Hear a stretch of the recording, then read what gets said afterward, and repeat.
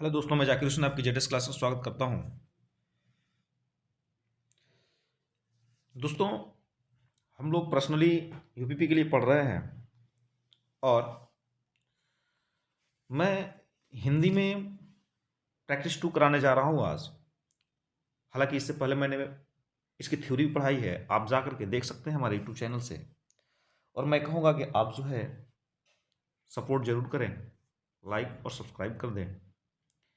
आइए हम आज जो है जो प्रैक्टिस 2 करेंगे, क्योंकि हम चैप्टर वाइज करा रहे हैं आपको और बहुत ही इससे लाभ होगा।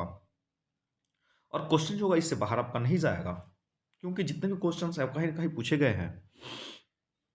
तो आज हम पढ़ेंगे प्रैक्टिस सेट में भाषा और लिपि का सेट करने वाले हैं, और सेट नंबर ये 2 होगा। आइए देखते हैं पहला क्वेश्चन हमारा क्या है। यह है कि भाषाई आधार पर, मतलब भाषा के आधार पर सर्वप्रथम किस राज्य का गठन हुआ था? क्या पंजाब था, जम्मू कश्मीर, राजस्थान या आंध्र प्रदेश? तो भाषा के आधार पर जो सबसे पहले राज्य का गठन किया गया था वह था आंध्र प्रदेश। हिंदी भाषा की लिपि क्या है? क्या वो प्राकृत है, पाली है, देवनागरी है या इनमें से कोई नहीं है? आपके साथ ऑप्शन 4 हैं। तो इसमें जो हिंदी भाषा की लिपि होती है, जो लिखी जाती है, लेफ्ट टू राइट जाती है। इसका मतलब देवनागरी लिपि है। आंसर नंबर बी सही है। गोवा की स्वीकृत राजभाषा क्या है? गोवा की स्वीकृत राजभाषा क्या है? मतलब राजकाज की भाषा, राजकाज में यूज करने वाली जो भाषा है वो क्या है?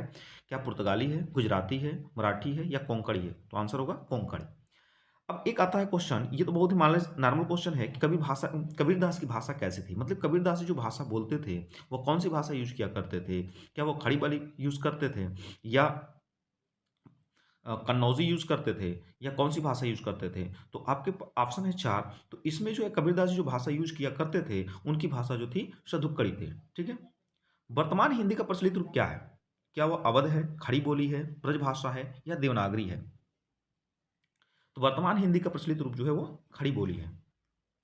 हिंदी किस भाषा परिवार की भाषा है? देखिए बहुत ही महत्वपूर्ण क्वेश्चन है। कह रहे हैं कि भाषा जो है हिंदी वो किस भाषा का भाषा परिवार की भाषा है? क्या वो आस्ट्रिक है, द्रविड़ है, चीनी है, तिब्बती है या भारोपीय है? तो आपका आंसर जो जाएगा वह भारोपीय जाएगा। फिर दिया है नेक्स्ट क्वेश्चन, क्वेश्चन नंबर 7 की हिंदी की आदि जननी क्या है? क्या संस्कृत है, पाली है, अपभ्रंश है या प्राकृत है? मतलब हिंदी का जन्म किससे हुआ है? ठीक है। तो आप जानते हैं कि हिंदी सबसे पहले वेदों में लिखा गया, वेद जो लिखे गए थे वो संस्कृत में लिखे गए थे। तो जननी तो संस्कृत ही होगी, क्योंकि हिंदी बाद में आया, संस्कृत पहले थी, संस्कृत पुष्प प्राकृत ये सब भाषाएं थी। तो इसका आंसर जो होगा ऑप्शन नंबर ए होगा, सात्विक का।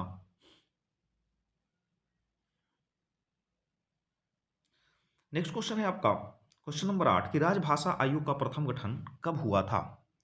राजभाषा आयोग का प्रथम गठन कब हुआ था? 1953, 1943, 1955 या 1960? तो आंसर जो होगा आपका वह होता है 1955 में किया गया था। अरबी लिपि लिखी जाती है, अरबी फारसी सॉरी उर्दू जो लिखी जाती है वह किस लिपि में लिखी जाती है? तो फारसी लिपि होती है, और फारसी लिपि जो होती है वह दाएं से बाएं की ओर लिखी जाती है, इसलिए ऑप्शन नंबर क्या होगा? बी होगा। नेक्स्ट क्वेश्चन आता है कि पंजाबी किस लिपि में लिखी जाती है? पंजाबी भाषा जो है किस लिपि में लिखी जाती है? देवनागरी, रोमन, फारसी, गुरुमुखी। तो पंजाबी लोग जो लिखते हैं उनकी भाषा जो होती है गुरुमुखी लिपि होती है। ठीक है। नेक्स्ट दे रखा है कि 15वीं भाषा के रूप में सिंधी को 15वीं भाषा के रूप में मान्यता कब मिली थी? क्या 1965 था, 1967 था, 1939 था या 1955 था? तो 1967 ईस्वी में 15वीं सिंधी को 15वीं भाषा के रूप में मान्यता दे दी जाती है। ठीक है। तो आंसर नंबर क्या होगा आपका? बी होगा। नेक्स्ट क्वेश्चन है, वर्तमान में 8वीं अनुसूची में कुल कितनी भाषाएं हैं? मैंने बताया कि वर्तमान में जो जैसे कुल भाषाओं जो थी उसमें 14 भाषाएं थी, फिर एक सिंधी को जोड़ा गया 15वीं, फिर जो है 3 भाषाएं, फिर 4 भाषाएं, इस प्रकार से जोड़ करके कुल भाषाएं जो बनाई गई वह 22 भाषाएं हैं। तो वर्तमान में 8वीं अनुसूची में कुल भाषाओं की संख्या जो है वो 22 भाषा है। विश्व की सबसे प्राचीन भाषाएं हैं पार्शियन, ग्रीक, सुमेरियन या कोई नहीं? तो विश्व की सबसे प्राचीन भाषाएं जो है सुमेरियन की सभ्यता आप पढ़े होंगे, ठीक है ना? तो सुमेरियन है, ठीक है ना? उसके बाद राजभाषा आयोग के प्रथम अध्यक्ष कौन थे? आसफ अली थे, यशवंत सिंह थे, बीजी खरे थे या जान मथाई थे? तो ये थे बीजी खरे। ठीक है। बहुत ही महत्वपूर्ण क्वेश्चन जा रहा है बच्चों।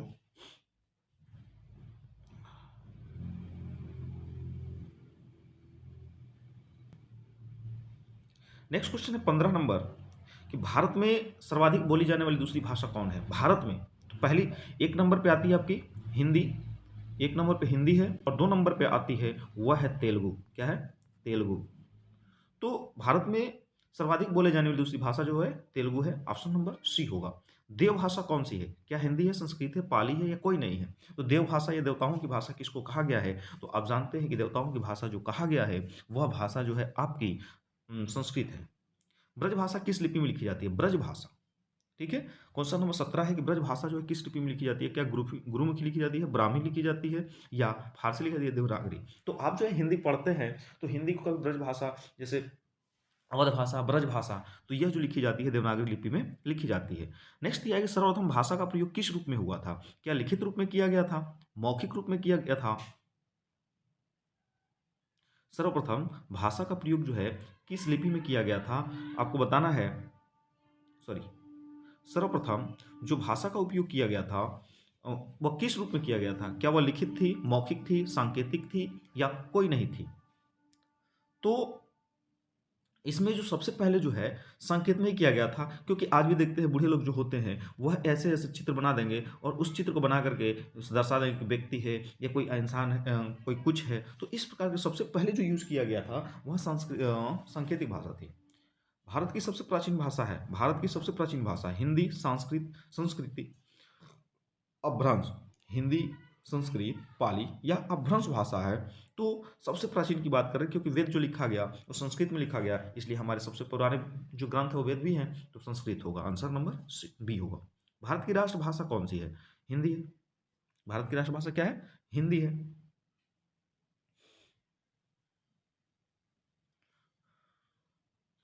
नेक्स्ट है कि भाषा के लिखने का ढंग, भाषा के लिखने का ढंग है, भाषा के लिखने का ढंग क्या है? तो भाषा के लिखने के ढंग को हम क्या कहते हैं? मतलब किसी चीज़ को व्यक्त करने के लिए हम उसके ढंग को, उसके तौर तरीके को हम क्या कहते हैं अपनी भाषाओं में? तो ये हम समझेंगे।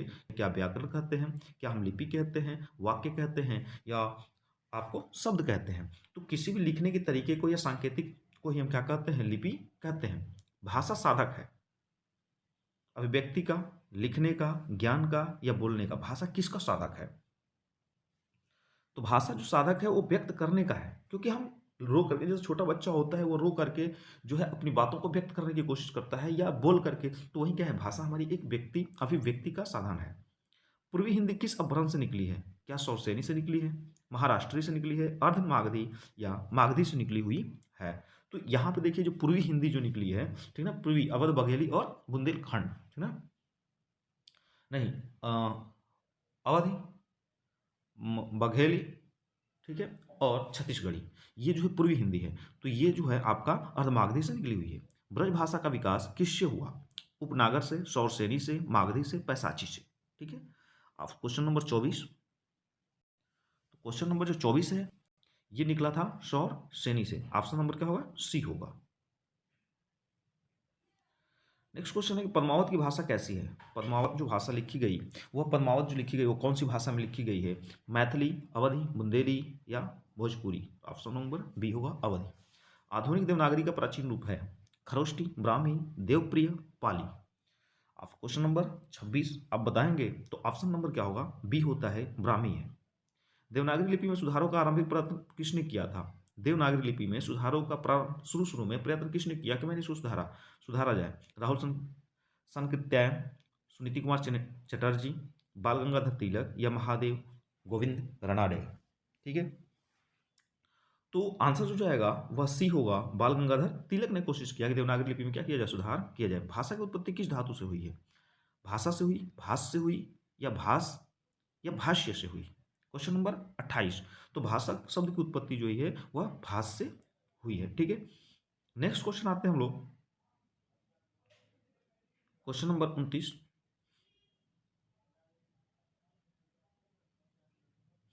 दिया कि हिंदी की उपभाषाओं की संख्या कितनी? हिंदी की कुल कितनी उपभाषाएं हैं? क्या 5, 10, 12, 15? तो मैंने बताया था पश्चिमी हिंदी है, पूर्वी हिंदी है, ठीक है, राजस्थानी हिंदी है। तो इसमें जो है कुल 5 उपभाषाएं हैं। ठीक है। भारत की राजभाषा को कब स्वीकार किया गया? 14 अगस्त 1950 को, 14 दिसंबर 1948 को, 14 सितंबर 1949 को, या 14 नवंबर 1949 को। तो अब जानते हैं कि हिंदी दिवस, भारतीय हिंदी दिवस कब मनाया जाता है, उसी के बेस पे आप बता सकते हैं। तो आंसर जो होगा वह बी होगा। आंसर क्या होगा? बी होगा।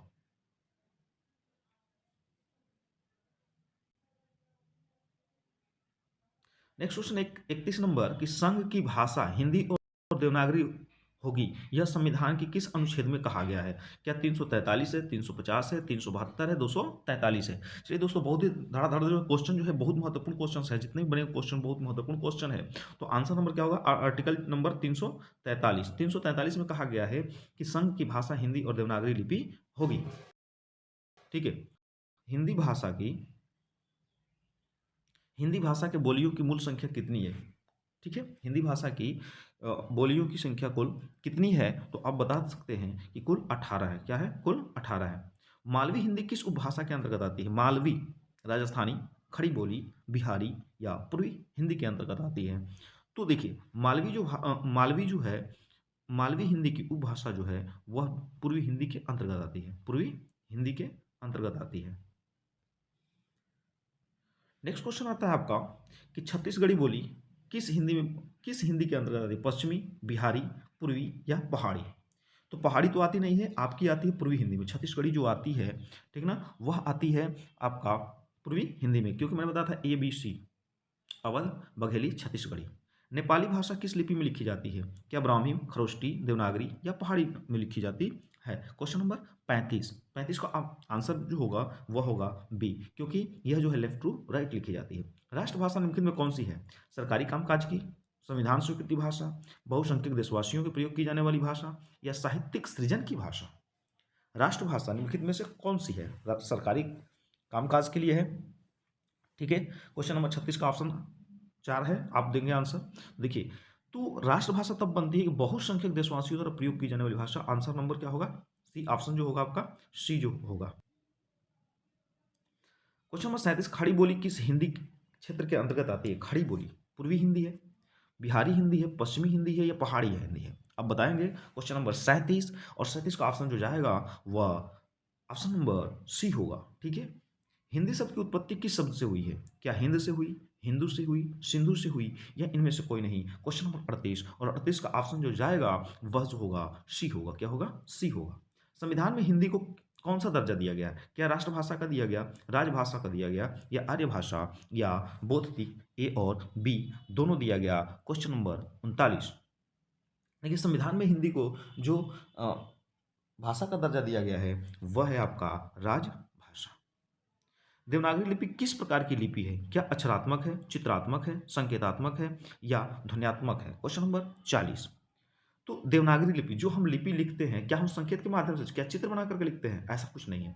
संकेत में लिखते हैं नहीं, हम लिखते हैं अक्षर के रूप में। इसलिए ऑप्शन नंबर ए जो होगा हमारा सही होगा। क्वेश्चन नंबर 41 है, किस राज्य की भाषा अंग्रेजी है? नागालैंड, मेघालय, मणिपुर, उपयुक्त सभी? तो आइए देखते हैं, क्वेश्चन नंबर 41 में पूछ दिया है कि किस राज्य की राजभाषा जो है अंग्रेजी है। देखिए बच्चों, तो ये होगा नागालैंड। देवनागरी को दक्षिण भारत में किस नाम से जाना जाता है? उत्तरी नागरी, देवनागरी, ब्रह्मनागरी, नंदनागरी? ठीक है। क्वेश्चन नंबर 42, और 42 का आप ऑप्शन देंगे। ऑप्शन है आपके पास 4, उत्तरी नागरी, देवनागरी, ब्रह्मनागरी या नंदनागरी? ठीक है। तो ऑप्शन जो होगा 42 का वह जो होगा डी होगा, इसको कहते हैं नंद नागरी।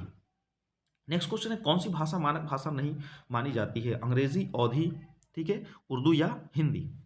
कौन सी भाषा मानक भाषा नहीं मानी जाती है? अंग्रेजी, अवधी, उर्दू, हिंदी? क्वेश्चन नंबर 43, 43 का ऑप्शन जल्दी देंगे। तो ये अवधि को जो है आप मानक भाषा नहीं मानी जाती है। ठीक है। नेक्स्ट क्वेश्चन है कि खड़ी बोली खड़ी बोली निम्नलिखित में से कहाँ बोली जाती है? Question number 45। ठीक है।